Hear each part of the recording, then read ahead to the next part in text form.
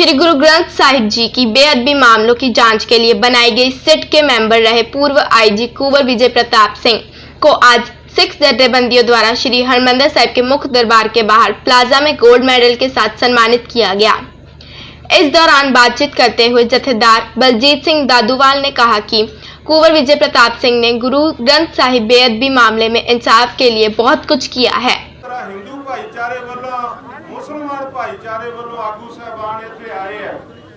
आउण दा मकसद तुहानूं सारिआं नूं पता है, पूरा कांड वापरिया पंजाब सरकार दे वालों जिहड़ी सिट बनाई गई उहदी जांच वास्ते और उसकी जांच एक विभाग ते निडर पुलिस अफसर आईजी कुंवर विजय प्रताप सिंह जिहड़े साडे विच विराजमान ने समय उन्हां दे वल्लों जांच कीती टीम ये सारिआं वल्लों साझा सन्मान अज आईजी कुंवर विजय प्रताप सिंह दा कीता जा रहा, जिन्हां रोस वजों अपना अस्तीफा दिता कि इन्नी मेहनत जिहड़ी उन्हां ने कीती सी उस मेहनत नूं फल लगन लग्या ते उन्हां दी रिपोर्ट नूं रद्द करन दीयां गल्लां सामने आ गईयां।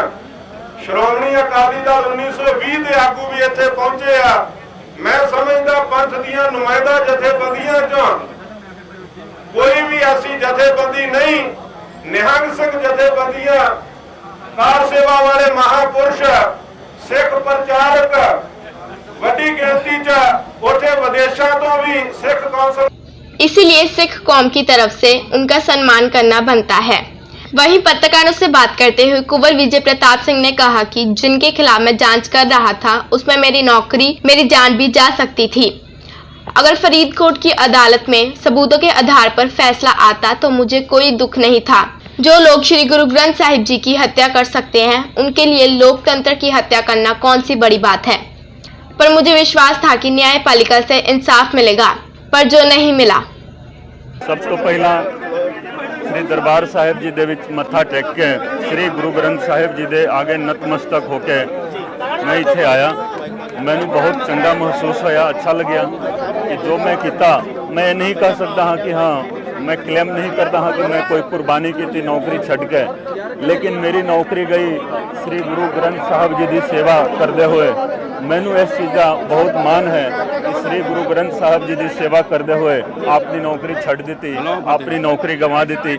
मैनू कोई अफसोस नहीं है, मैनू बहुत मान है इस गल का कि श्री गुरु ग्रंथ साहिब जी की सेवा करते हुए मेरी नौकरी चली गई। ये तो सिर्फ नौकरी है। जदों मैं इन्वेस्टिगेशन शुरू किया सी मैनू यह भी पता सी कि मेरी नौकरी भी जा सकती है, मेरी जान भी जा सकती है, क्योंकि तुहानू पता है कि दोषी जड़े ने मैं उन्हों का ना ही नहीं लेंदा। असल दोषी जड़े ने वो बहुत ही इन्फ्लुएंशियल, बहुत ही पावरफुल, बहुत ही पैसे वाले ने, वो सब कुछ खरीद सकते हैं। उन्होंने इस मुल्क के संविधान की भी हत्या करा दी है, मर्डर कराया है मुल्क दे। उन्होंने जो लोग देखो गुरु ग्रंथ साहिब जी की बेअदबी करवा सकते हैं, उस संविधान की हत्या करवा दी, कोई बहुत बड़ी गल उन्होंने वास्ते नहीं है। लेकिन मैनू उम्मीद सीगी कि जो संविधान के रखवाले सीगे वो जरूर इंसाफ करेंगे, लेकिन इंसाफ मिलिया नहीं। मैनू ये भी आज इत्थे कहते हुए कोई भी मैनू हेजिटेशन नहीं है, हैरानी नहीं है। देखो इस केस दे विच देखो तुसी जो कानून है ना साडा, ये जड़ा कानून है कॉलोनियल लॉ है, कॉलोनियल लॉ अंग्रेजी कानून जिन्होंने असीं कहते हैं। अंग्रेजी कानून के तहत इस केस दे विच इंसाफ नहीं होना है, हो ही नहीं सकता है अंग्रेजी कानून के तहत। ये मेरा दावा है। दूसरा मैं ये कहूँगा देखो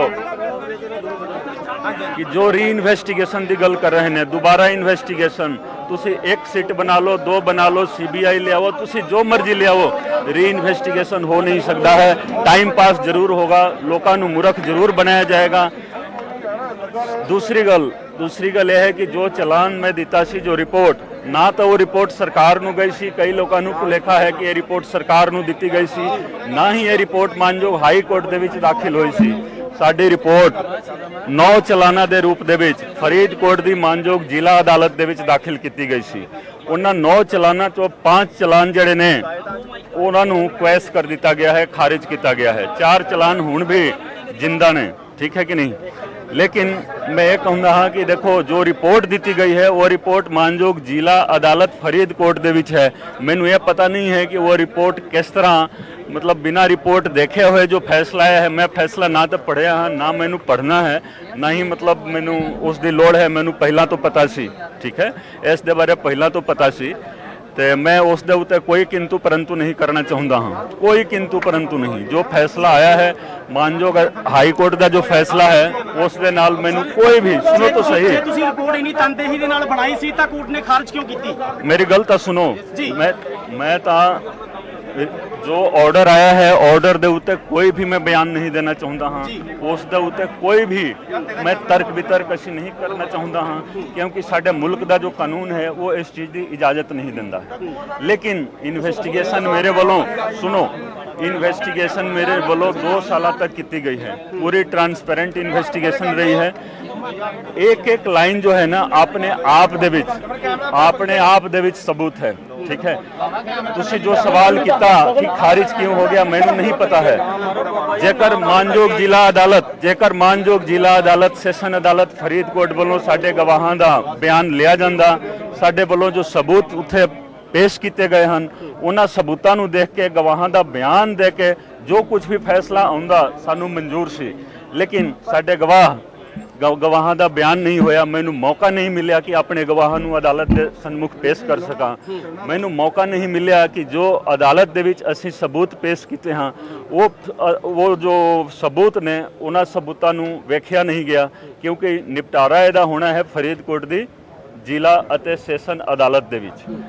मैं दोबारा ये कहना चाहता हाँ कि कोई भी व्यक्ति उस चलान दे किसी भी पहलू दे उत्ते मेरे नाल डिस्कस करना चाहता है, जनतक तौर पे व्यक्तिगत तौर पे आके डिस्कस कर सकता है। एक एक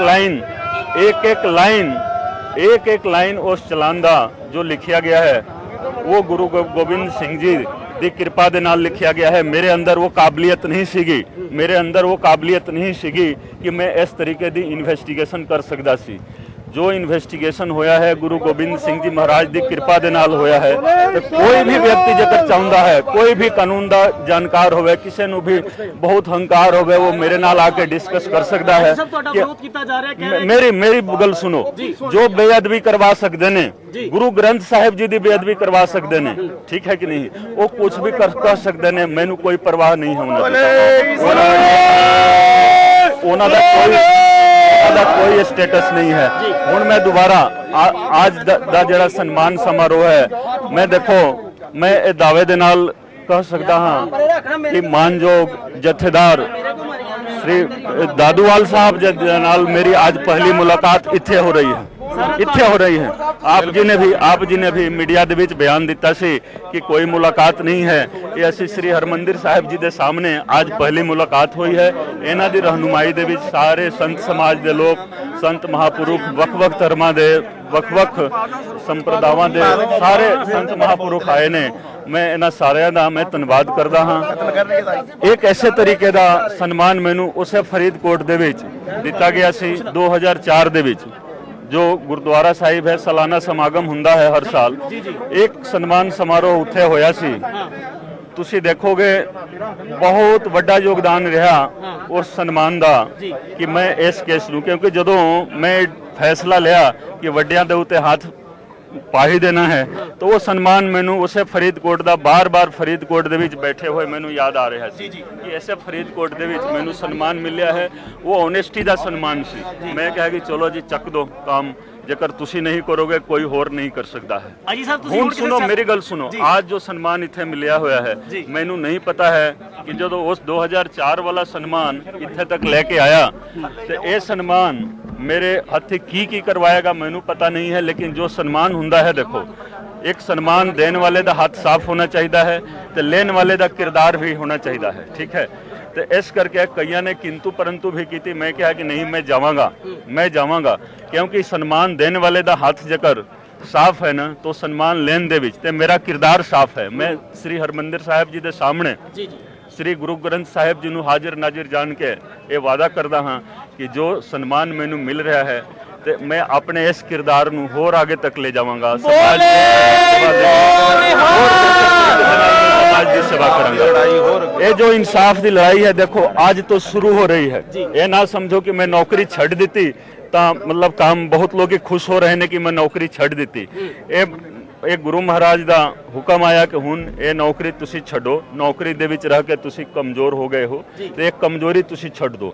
ਮੈਂ ਇਸ ਆਈਪੀਐਸ ਦੀ ਨੌਕਰੀ ਨੂੰ ਛੋਟਾ ਨਹੀਂ ਸਮਝਦਾ ਹਾਂ ਤੇ ਨਹੀਂ ਮੈਂ ਕੋਈ ਜਜ਼ਬਾਤ ਦੇ ਵਿੱਚ ਆ ਕੇ ਛੱਡਿਆ। ਇੱਕ ਜੰਗ ਦੀ ਸ਼ੁਰੂਆਤ ਵਾਸਤੇ ਉੱਪਰੋਂ ਮੈਨੂੰ ਆਦੇਸ਼ ਆਇਆ, ਉੱਪਰੋਂ ਆਦੇਸ਼ ਆਇਆ, ਗੁਰੂ ਮਹਾਰਾਜ ਦਾ ਆਦੇਸ਼ ਆਇਆ, ਮੈਂ ਇਹ ਨੌਕਰੀ ਛੱਡ ਦਿੱਤੀ। 22 ਸਾਲਾਂ ਦੀ ਇਸ ਨੌਕਰੀ ਦੇ ਦੌਰਾਨ ਮੈਂ ਸਿਰਫ ਸੰਘਰਸ਼ ਕੀਤਾ, ਸਿਰਫ ਸਟਰਗਲ ਕੀਤਾ ਜੀ। तो उस स्ट्रगल ਦੇ ਨਾਲ ਜੋ ਕੁਝ ਵੀ ਮੈਨੂੰ ਪ੍ਰਾਪਤ ਹੋਇਆ ਬਹੁਤ ਵੱਡਾ ਸਟਰਗਲ ਕਰਾਂਗੇ, ਪੰਜਾਬ ਨੂੰ ਬਹੁਤ ਹੀ ਪ੍ਰੋਗਰੈਸਿਵ ਪੰਜਾਬ ਬਣਾਵਾਂਗੇ। ਜੋ ਤੁਸੀਂ ਜੋ ਦੇਖ ਰਹੇ ਹੋ ਨਾ, ਜਦ ਵੇਖਦੇ ਆਏ ਹੋ ਇਹ ਨਸ਼ਿਆਂ ਤਸਕਰਾਂ ਵਾਲਿਆਂ ਦਾ ਜੋ ਮੰਨ ਲਓ ਇੱਕ ਮੀਡੀਆ ਕਿਸੇ ਦੇ ਕੋਲ ਹੈ, ਇੱਕ ਹੋਰ ਅੰਬਾਨੀਆਂ ਦਾ ਮੀਡੀਆ ਹੈ ਜੋ ਇਹਨਾਂ ਨੇ ਗੋਦ ਲਿਆ ਹੋਇਆ ਹੈ। ਇਹਨੂੰ ਮੈਂ ਵਾਅਦਾ ਕਰਦਾ ਹਾਂ ਕਿ ਇਹਦਾ ਨਾਮ ਰਹੇਗਾ ਪੰਜਾਬ ਟੈਲੀਵਿਜ਼ਨ ਨੈਟਵਰਕ। ਇਹ ਸਰਕਾਰੀ ਟੈਲੀਵਿਜ਼ਨ ਨੈਟਵਰਕ ਹੋਗਾ ਜੀ, ਸਰਕਾਰੀ ਟੈਲੀਵਿਜ਼ਨ। ਇਹ ਜਿੰਨਾ ਚਿਰ ਬੋਲ ਰਹੇ ਨੇ ਇਹਨਾਂ ਨੂੰ ਬੋਲ ਲੈਣ ਦਿਓ, ਜੋ ਕੁਝ ਵੀ ਬੋਲ ਰਹੇ ਨੇ ਇਹ ਦੋਸ਼ ਲਗਾ ਰਹੇ ਨੇ ਉਹਨਾਂ ਨੂੰ ਲਗਾ ਲੈਣ ਦਿਓ। ਲੇਕਿਨ ਇਹ ਸਾਰੇ ਟੈਲੀਵਿਜ਼ਨ ਸਰਕਾਰੀ ਟੈਲੀਵਿਜ਼ਨ ਜਨਤਾ ਦੇ ਨੈਟਵਰਕ ਬਣ ਜਾਣਗੇ। ਇਹਨਾਂ ਨੂੰ 2 4 6 8 ਮਹੀਨਾ ਹੋਰ ਕਰ ਲੈਣ ਦਿਓ, ਠੀਕ ਹੈ ਕਿ ਨਹੀਂ। ਸਾਰੇ ਤੁਹਾਡੇ ਸਵਾਲਾਂ ਦਾ ਜਵਾਬ ਹੌਲੀ ਦੇਖੋ। ਮੇਰੀ ਗੱਲ ਸੁਣੋ, जंग की शुरुआत हो रही है, मैनू क्यों पूछ रहे हो? जो हुक्म आएगा ना ऊपरों जिसने आदेश, मेरी गल सुनो, मैनू नहीं पता है, मेरी गल सुनो। तुसी नशा दे तस्करो थोक व्यापारी ने नशिया दे पंजाब दे विच 6वां दरिया बहा दिता, तुसी उन्हां दी गल कर रहे हो। नहीं मेरी गल सुनो ना, तुसी उन्हां दी गल कर रहे हो। मेरी गल तो सुनो, जिन्हां ने नशिया दा दरिया बहाया है पंजाब दे विच, नौजवानी बर्बाद कीती है, जिन्हां दा टेलीविजन नेटवर्क चलता है, तुसी उन्हां दी जुबानी तुसी बोल रहे हो, उन्हां दी गल कर रहे हो। मैं तो बार यही कर रहे हैं कि ये नेटवर्क ही खत्म हो जाना है, सरकारी नेटवर्क बन जाएगा, जनता दा नेटवर्क बन जाएगा, जनता दी आवाज़ सब तो ऊपर रहेगी, क्योंकि जनता दी आवाज़ दे विच परमात्मा दी आवाज़ हुंदी है, तो परमात्मा की आवाज़ ही ऊपर रहेगी। जो मैनू ऊपर आदेश आएगा परमात्मा वालों, मैं वही कहूँगा। आज की तारीख के विच मैं इस तो अलावा होर कुछ नहीं कर सकता। इंसाफ मिलेगा जी, इंसाफ मिलेगा। इंसाफ वास्ते जंग देखो, मैं बार यही कहना चाहता हाँ कि मैं जो नौकरी तो इस्तीफा दिता तो कोई थक हार के नहीं दिता, एक इंसाफ वास्ते जंग की शुरुआत करने वास्ते मैं इस्तीफा दिता सी। इंसाफ मिलेगा, तुसी देख लेना, इंसाफ मिलेगा। सियासी पार्टी विच रह के तुहाडे कोल इंसाफ दिता जाएगा। मैं देखो, तुसी कोई भी सवाल इस तरह का ना करो, ठीक है ना जी।